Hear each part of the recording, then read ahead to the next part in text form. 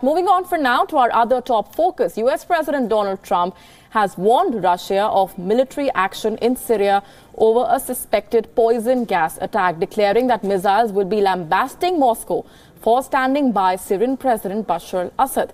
Trump was reacting to a warning from Russia that any US missiles fired at Syria would be shot down and the launch sites targeted. In a tweet, President Trump said, and I'm quoting, "Russia vows to shoot down any and all missiles fired at Syria.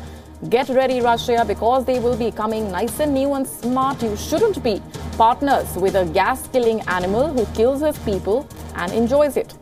The US president went on to say that US-Russia relations have become worse than ever, including during the Cold War. Responding to Donald Trump's attack, Russian President Vladimir Putin has said that he hopes that common sense will eventually prevail in the modern world, which is becoming more chaotic.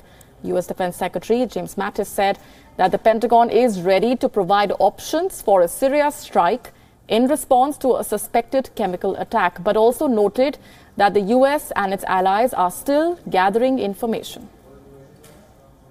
We're still assessing the intelligence ourselves and our allies. We're still working on this. Is the U.S. military ready right now to conduct a retaliatory strike if ordered? We stand ready to provide military options if they're appropriate, as the President determined.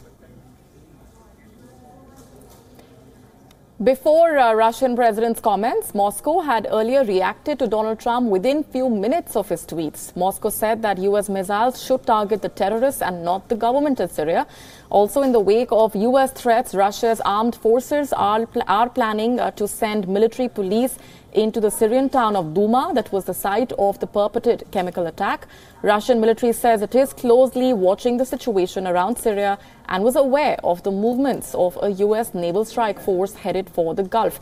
The Russian army has also said that the suspected chemical attack was staged by the White Helmets or the Syria Civil Defense.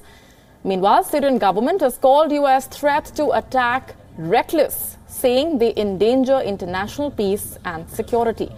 UK Prime Minister Theresa May has said that all indications are that Syrian authorities were behind the chemical attack.